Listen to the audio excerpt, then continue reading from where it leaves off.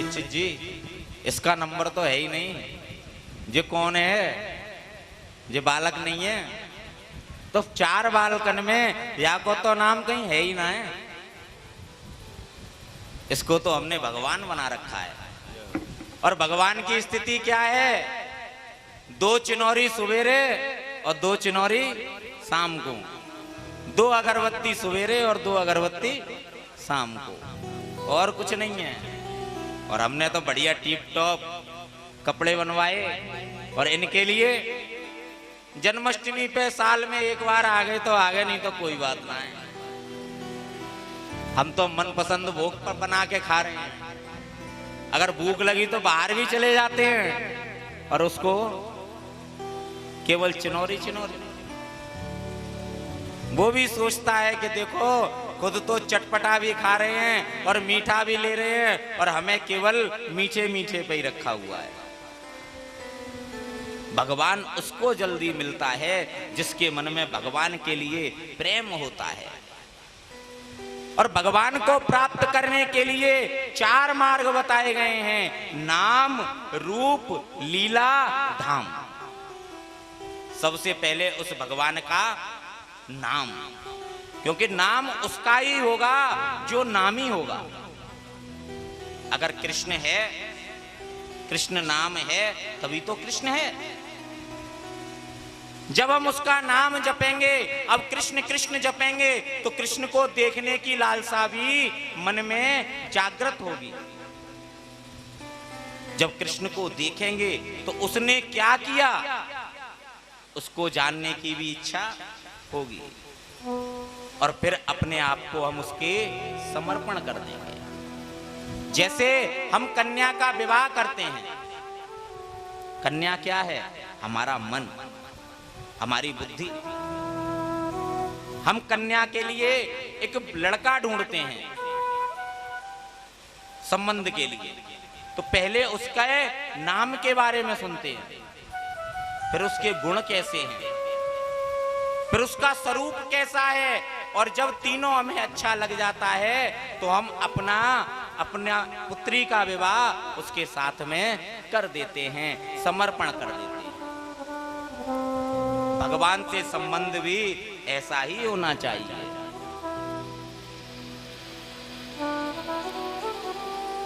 सूत जी महाराज कहते हैं, सौनकादि मुनियों, यदि भगवान को पाना है तो भगवान से अपना संबंध बना लो, चाहे पुत्र बना लो, चाहे पिता बना लो, चाहे भाई बना लो, चाहे सखा बना लो, कुछ तो बना लो।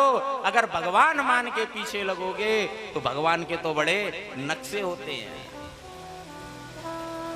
तो पूजा में बैठते हैं ना, तो पहले पवित्र वस्त्र, पवित्र आसन, पवित्र मन, पवित्र सब कुछ पवित्र करके बैठते हैं, और उसमें भी कोई त्रुटि हो जाए तो पूरी पूजा बर्बाद हो जाती है। पर भगवान जिससे प्रेम करता है, अरे तुम्हें पता है परीक्षित, तुम्हारे यहां तो भगवान ने काका विदुर के यहां केले के छिलके पाए थे। तो केले के छिलके, बोले हाँ केले के छिलके पाए थे, और वो भी प्रेम के वशीभूत होकर के। राजा परीक्षित, भगवान को पता चला कि महाभारत का युद्ध होने वाला है, और आज भगवान श्री कृष्ण शांति दूत बन करके जा रहे हैं, और उधर विदुरानी को पता चला कि आज मेरे गोविंद हस्तिनापुर में आ रहे हैं। मन में विचार कर रही है कि गोविंद तो हस्तिनापुर आएंगे, उनको क्या पता मैं कहाँ रहती हूँ, वो मेरी कुटिया में थोड़े ही आएंगे। आज अपनी कुटिया को बुहार रही है और भगवान को याद कर रही है, और प्रेम से भगवान को विदुरानी बुला रही है, आओ आओ मेरे गोपाल आ जाओ, आओ आओ मेरे गोपाल आ जाओ, आओ आओ मेरे नंदलाल आ जाओ, आओ आओ मेरे नंदलाल आ जाओ।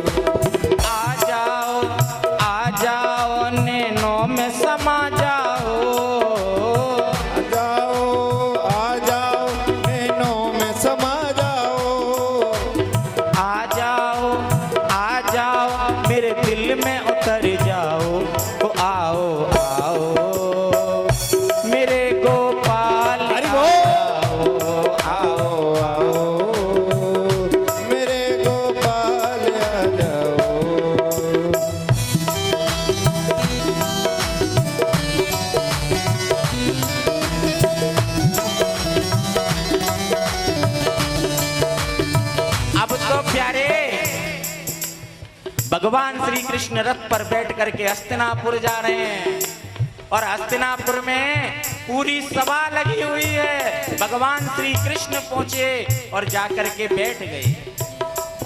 शकुनी मामा आए।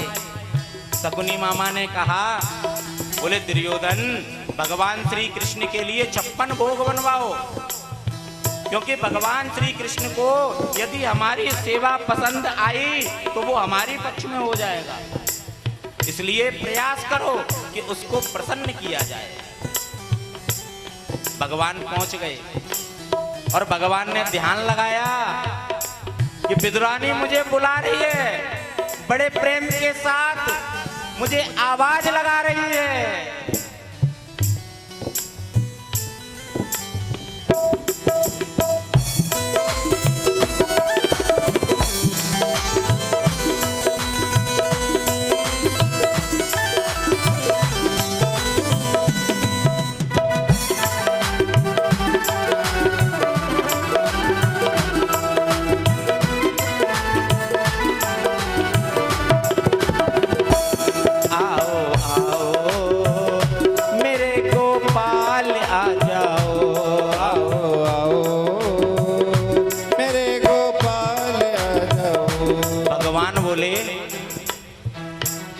बोले भैया दुर्योधन, वैसे तो आधा राज्य पांडवों का है, लेकिन आधा नहीं तो आधे में से आधा दे दो, और वो भी नहीं दे सकते तो एक काम करो, 5 गांव दे दो, और 5 गांव भी नहीं दे सकते तो एक काम करो, 2 गांव ही दे दो, और 2 गांव भी नहीं दे सकते तो भैया 1 गांव ही दे दो। दुर्योधन बोला, कृष्ण, बिना युद्ध के हम सुई की नोक के बराबर भूमि भी तुम्हें दान में नहीं देंगे। अगर तुम्हें भूमि चाहिए तो हमें युद्ध में परास्त करना पड़ेगा। बोले दुर्योधन, तू चाहता है युद्ध हो तो चल ठीक है, मैं भी तुझे वचन देता हूं कि अब बिना युद्ध के हम भूमि नहीं लेंगे। दुर्योधन बोले, भगवान भोजन तैयार है, भोजन तो कर लो। भगवान बोले, भैया भोजन तो 2 ही परिस्थिति में होता है। पहली परिस्थिति कि भोजन कराने वाले के मन में भाव हो, और दूसरी परिस्थिति कि जिसको भोजन करना हो उसको भूख लगी हो। ना तो दुर्योधन तेरे मन में भाव है और ना मुझे भूख है, और मेरा तो निमंत्रण है, मुझे तो विदुर काका के यहाँ जाना है। उसी भीड़ में विदुर जी खड़े हुए थे। विदुर जी ने देखा, देखो मेरा नाम ले दिया, अब इसका कोई भरोसा नहीं, मेरे घर कभी भी जा सकता है। विदुर जी तो चले गए माखन मिश्री लेने, और भगवान रथ पर बैठे और रथ को जंगल की ओर बढ़ा दिया, उस पर्णकुटी की तरफ जहां विदुरानी बैठ करके आज भगवान को बुला रही है। आ जाओ मेरे दिल में समा जाओ, आ जाओ मेरे दिल में समा जाओ, आ जाओ नैनों में समा जाओ, आ जाओ नैनों में समा जाओ, आओ मेरे घनश्याम आ जाओ, आओ मेरे घनश्याम आ जाओ। आज विदुरानी की कुटिया के आगे रथ खड़ा हो गया। विदुरानी ने घर को लीपा, स्नान करने के लिए जा रही थी, कपड़े उतार दिए, और जैसे ही स्नान करने के लिए जल का पात्र उठाया, बाहर से आवाज आई, काकी दरवाजा खोलो। भजन बंद कर दिया विदुरानी ने, इधर उधर देखने लगी। मुझे ऐसा लगता है जैसे कृष्ण ने आवाज दी हो, पर कृष्ण यहाँ आएगा क्यों? मुझे तो पता, उसे तो पता ही नहीं कि मैं यहाँ रहती हूँ, कृष्ण यहाँ आएगा क्यों? सूत जी महाराज कहते हैं सोनकादि ऋषियों, फिर अपना कीर्तन जैसे ही शुरू किया, फिर आवाज आई काकी। बोले ऐसा लगता है कि द्वार पे कोई है, मुझे द्वार खोल के देखना चाहिए। जैसे ही उठी मन में विचार करने लगी, देखो मैं भी कितनी पागल हूं, हमेशा कृष्ण के बारे में याद करती रहती हूँ, कृष्ण के नाम का कीर्तन करती रहती हूँ, तो मुझे भी चारों तरफ कृष्ण की आवाज सुनाई दे रही है, कोई कृष्ण विष्णु नहीं है, वो यहाँ क्यों आएगा। और फिर जैसे ही पात्र उठाया, बाहर से फिर आवाज आई, अरे काकी दरवाजा तो खोलो। काकी ने मन में विचार किया, हो ना हो द्वार पे कोई है जरूर, खोल के देखती हूँ। और जैसे ही द्वार खोल करके देखा, मोर मुकुटधारी पीतांबरधारी ठाकुर श्री बांके बिहारी खड़ा हुआ है, और देख करके आज देखती की देखती रह गई। अब तो उसको ये भी नहीं पता कि उसके शरीर पर एक भी वस्त्र नहीं है। भगवान ने अपनी पीतांबरी उठाई और काकी को उड़ाई, काकी ओ काकी। काकी बोली, कृष्ण मुझे विश्वास नहीं हो रहा तुम मेरे सामने खड़े हो। अरे काकी बाहर ही खड़ा रखेगी कि अंदर भी बुलाएगी। अरे कृष्ण मैं तो भूल गई, तुम आओ अंदर आओ। प्रेम के वशीभूत कृष्ण विदुरानी की कुटिया में पहुंच गए, और विदुरानी ने आज कृष्ण के लिए आसन लगाया, और जैसे ही कृष्ण को बिठाया सामने पहुंची, अरे यहाँ तो आपके मुखमंडल के दर्शन नहीं हो रहे, आप यहाँ से खड़े हो जाओ, यहाँ बैठ जाओ। वहां बिठाया, वहां से देखा वहां भी अंधेरा आ रहा है। पूरी कुटिया में विदुरानी ने आज कृष्ण को नचा दिया, और कृष्ण प्रेम के वशीभूत आज विदुरानी की कुटिया में नाच रहे हैं। काकी कहीं बिठाएगी कि ऐसे ही नचाएगी। कन्हैया कहां बिठाऊं, मैं सोच रही हूं ऐसी जगह बिठाऊं जहां बैठ करके तेरा दर्शन करती रहूं। देख मुझको तो भूख लग रही है, और जिम मेरे दर्शन की बावरी है रही है। काकी मुझे भूख लगी है बहुत जोर की, मुझे भोजन करा दे। काकी की नेत्रों से अश्रु निकल आए। बोले भैया जब महल में रहती थी तब तो मेरे यहाँ माखन मिश्री मेवा इत्यादि भरे रहते थे, लेकिन क्या बताऊं आज मेरे घर में तुम्हारे भोग के लिए कुछ भी नहीं है। बोले काकी क्या तेरे घर में कुछ बासा कूसा भी नहीं है। बोले नहीं आज तो मेरे घर में बासा कूसा भी नहीं है। अच्छा कुछ तो होगा, बासा कूसा नहीं, मीठा नमकीन तो होगा। बोले कन्हैया आज तो मेरे घर में मीठा और नमकीन भी नहीं है। अच्छा तेरे यहाँ काकी बासा कूसा नहीं, मीठा सीटा नहीं, तो कम से कम कुछ कच्चा पक्का तो होगा। जैसे ही कच्चा पक्का का नाम लिया विदुरानी को ध्यान आ गया कि कल विदुर जी कच्चे केले के फल लाए थे सब्जी के लिए। हाथ जोड़ करके बोली कन्हैया अगर तुम स्वीकार करो तो मेरे घर में कच्चे केले हैं जो तुम्हारे काका कल लेकर के आए थे, अगर आप भोग लगाओ तो मैं लेकर के आऊं। देखो मुझको तो भूख लग रही है और ये अभी भी पूछ रही है लेकर के आऊं। अरे काकी जिसको भूख लगती है उसके सामने तो तुम कुछ भी ले आओ वो तो सब स्वीकार कर जाता है। तुम जाओ कच्चे के केले लेकर के आओ। विदुरानी गई दौड़ करके कच्चे केले लेकर के आई और बड़े प्रेम से केले को छीला और भगवान ने कहा काकी निक जल्दी। और उसी जल्दी में विदुरानी से हो गई बहुत बड़ी गलती। जो गरी का हाथ था वो तो नीचे चला गया और छिलका का हाथ भगवान के मुख पर चला गया। अब तो छिलका छीलती जा रही है, भगवान का भोग लगाती जा रही है और गिरी को नीचे फेंकती जा रही है। भगवान नेत्र बंद करके पा रहे हैं और विदुरानी नेत्र बंद करके पवा रही है। ना तो विदुरानी को पता कि वो क्या भोग लगा रही है और ना कृष्ण को पता कि वो क्या भोग पा रही है। भोग लग रहा है और उसी में आ गया व्यवधान। विदुर जी आ गए। जैसे ही विदुर जी आए, विदुर जी ने देखा ये विदुरानी कर क्या रही है। जाकर के हाथ हिलाया, विदुरानी, ओ विदुरानी क्या कर रही हो?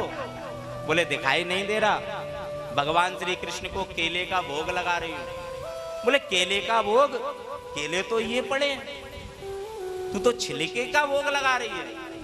विदुरानी ने देखा, अरे केले यहाँ पड़े हैं तो छिलके कहाँ हैं? अब तो चारों तरफ देखने लगी, कहीं छिलके दिखाई नहीं दिए।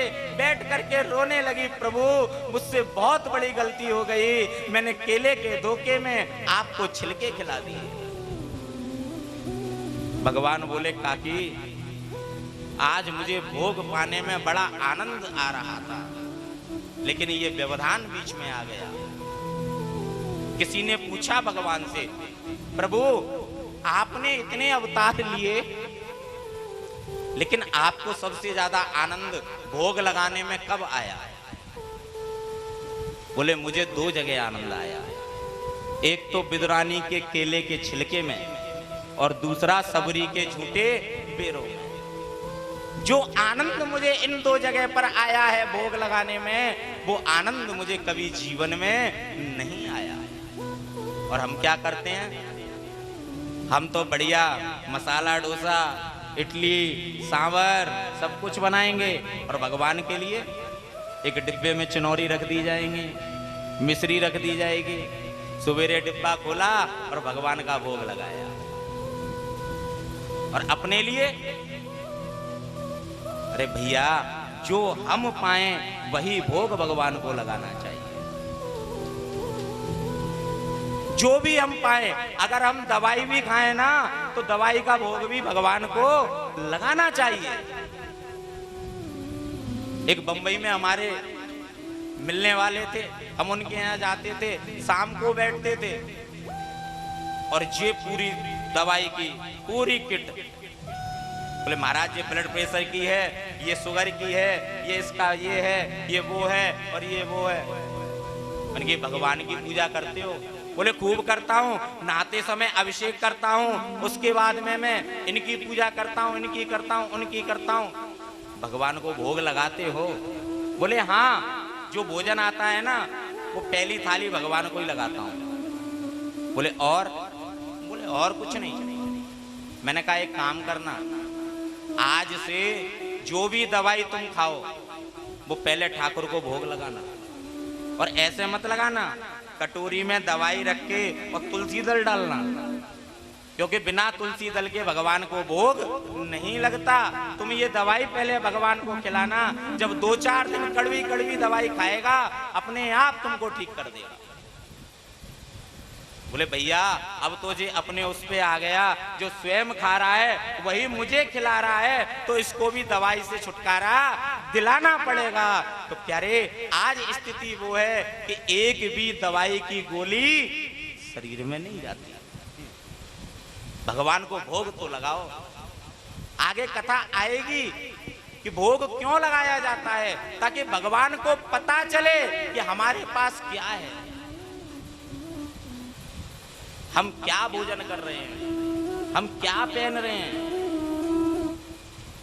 सूत जी महाराज कहते हैं, सोन का दृश्यो, आज विदुर जी बोले भैया तूने केले के छिलके खाए हैं, अब माखन मिश्री का भोग लगा ले।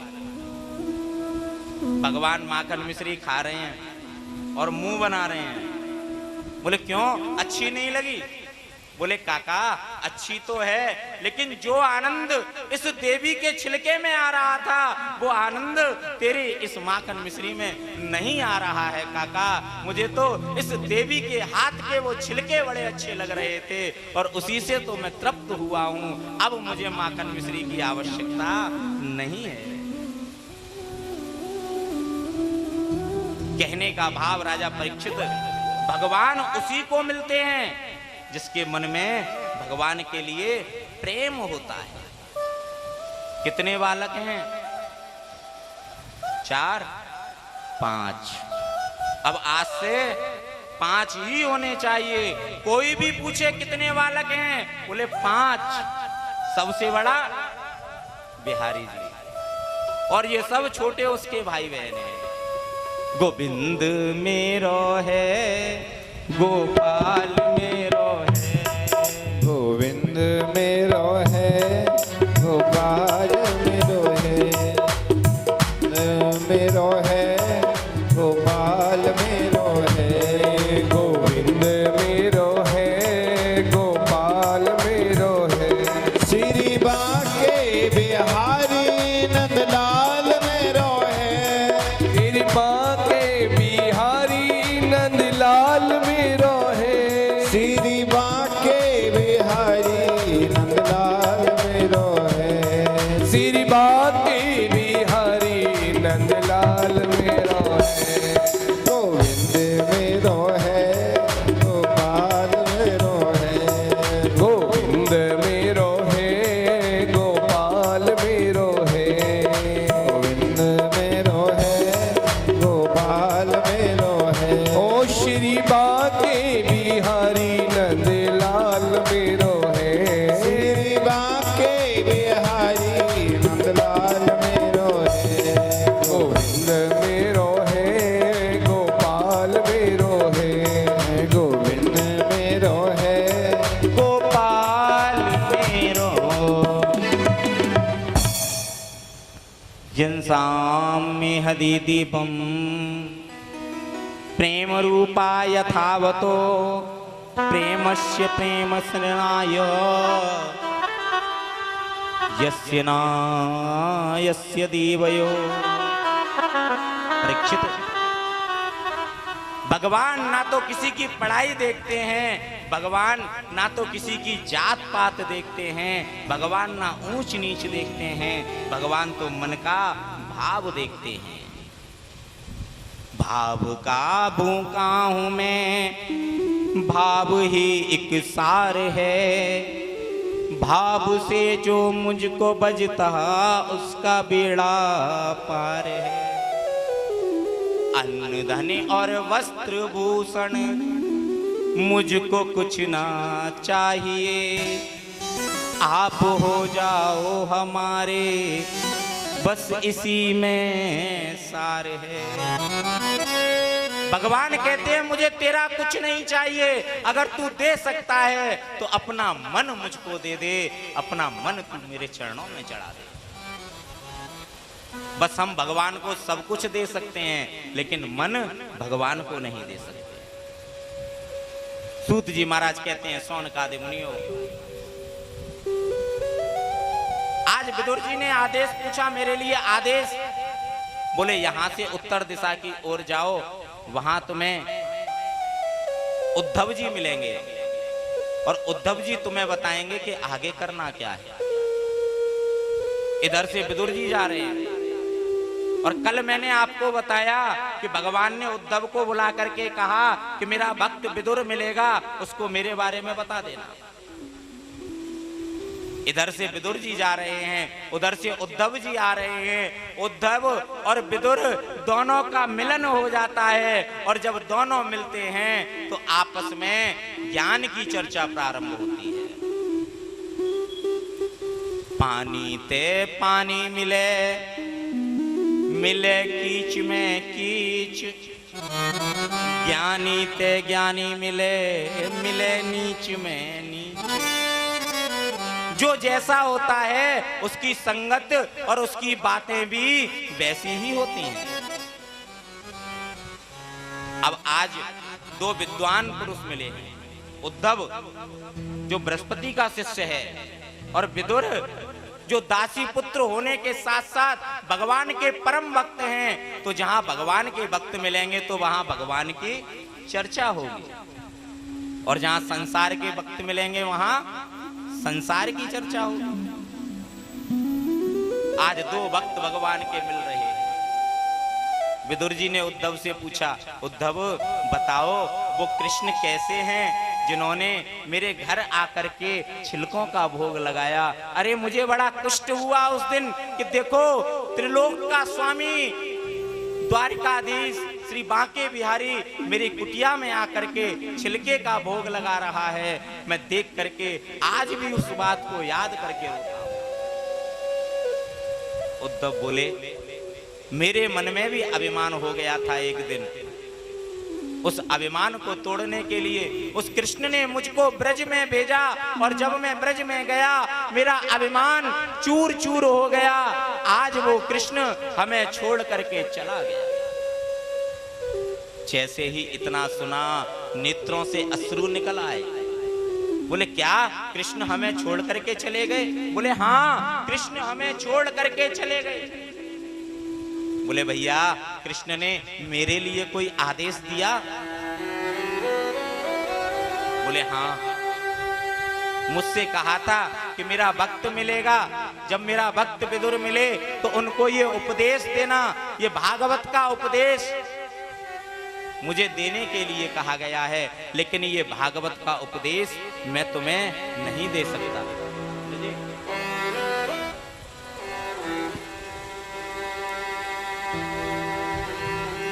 ये भागवत का उपदेश करने के लिए तुम्हें सर्वप्रथम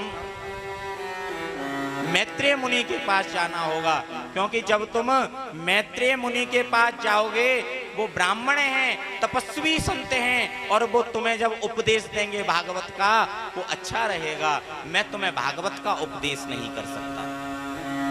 बोले आप पश्चिम दिशा में जाइए, वहां मैत्रेय मुनि का आश्रम है और मैत्रेय मुनि के आश्रम में बैठ करके आप श्रीमद् भागवत की कथा सुनिए।